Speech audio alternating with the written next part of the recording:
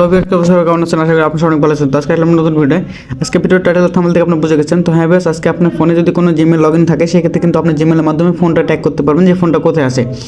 তো সাপোজ ধরেন আপনার ফোনটা যেটা হারিয়ে গেছে সেই ফোনে আপনার যে জিমেলটা লগ ইন করা ছিল, তো ফোন তো হারিয়ে গেছে, তারপরে আপনি অন্য একটা ফোনে আপনার সেই জিমেলটি লগ ইন করবেন। জিমেল লগ ইন করার পরে আপনি জিমেলে চলে যাবেন। জিমেলে আসার পরে আপনারা উপরে যে 3 ডট মেনু দেখতে পাচ্ছেন প্রোফাইল অপশন, সেই প্রোফাইলে ক্লিক করুন। প্রোফাইলে ক্লিক করার পরে ম্যানেজ ইওর গুগল অ্যাকাউন্ট, এখানে আসার পরে আপনারা একটা অপশন পাবেন, সেটা হলো যে এই যে সিকিউরিটি। তো সিকিউরিটি অপশানে আসার পরে টু স্টেপ ভেরিফিকেশন অন রাখবেন।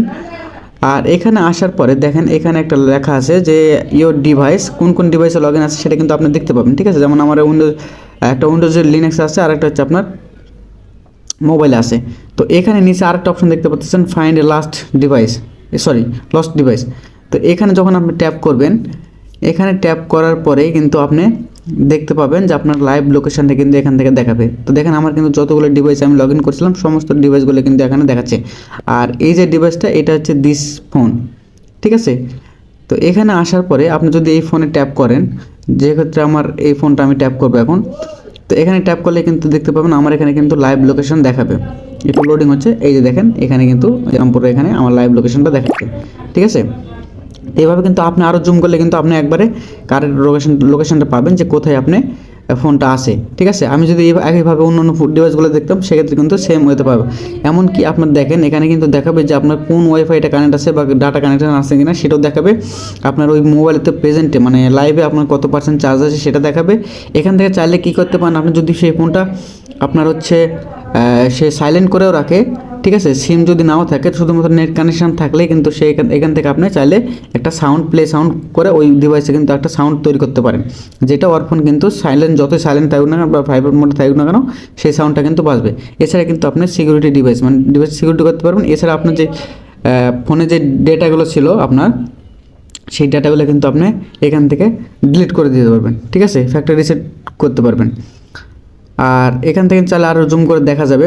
এছাড়া যদি আপনি এখান থেকে ব্যাকে আসার পরে কিন্তু এখান থেকে আপনি যে ম্যানেজ অল ডিভাইস, এখানে ক্লিক করলে কিন্তু আপনি সকল ডিভাইসগুলো ম্যানেজ করতে পারবেন, মানে দেখতে পাবেন কোথায় কোন ডিভাইসে কীভাবে লগ ইন আছে, লাইভ লোকেশন সব।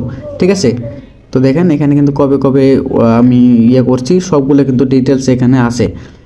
তো এটা কিন্তু খুবই একটা হেল্পফুল ভিডিও। আর তার আগে অবশ্যই আপনি আপনার ফোন থেকে ফাইন্ড ইওর ডিভাইস এই অপশানটা চালু করে রাখবেন। ঠিক আছে, তাহলে কিন্তু খুব সহজে আপনি ফোনটা ফিরে পাবেন বা দেখতে পাবেন যে আপনার ফোনটা কোথায় আছে। তারপরে কিন্তু আপনার ইমেল, আপনার IMEI নাম্বার দিয়েও কিন্তু অনেক সময় ট্যাগ করা যায়। এটা হচ্ছে আপনার একটা লং একটা প্রসেস। সেটা হলো যে আপনার বিশেষ করে যারা মোবাইল বা সাইবার সিকিউরিটি নিয়ে কাজ করে তারা EMI নাম্বার দিয়ে ট্যাগ করে। তো তার আগে আপনি প্রথম মোবাইলটা হারিয়ে যাওয়ার পরে আপনি এই কাজটা অবশ্যই করবেন। সেক্ষেত্রে হবে কি, আপনি দ্রুত আপনি জানতে পারবেন যে আপনার ফোনটা এখন কোথায় আছে। তার পরবর্তীতে আপনি যদি না পান সেক্ষেত্রে আপনি জিডি করতে পারেন। তো পুলিশ যে ভেরিফিকেশন করে এটা আলাদাভাবে করে, তারা EMI নাম্বার দিয়ে আপনার নেটওয়ার্ক ট্র্যাক করে যে কোন নেটওয়ার্ক তো এই ফোনটা আছে, তো সেটা প্রসেসটা আলাদা। তো আমি যেটা দেখালাম এটা আপনি ইনস্ট্যান্ট হারিয়ে যাওয়ার কিছু সময় পরেই আপনি চাইলে করতে পারেন। সেক্ষেত্রে আপনি বুঝতে পারবেন যে আপনার ফোনটা কোথায় আছে।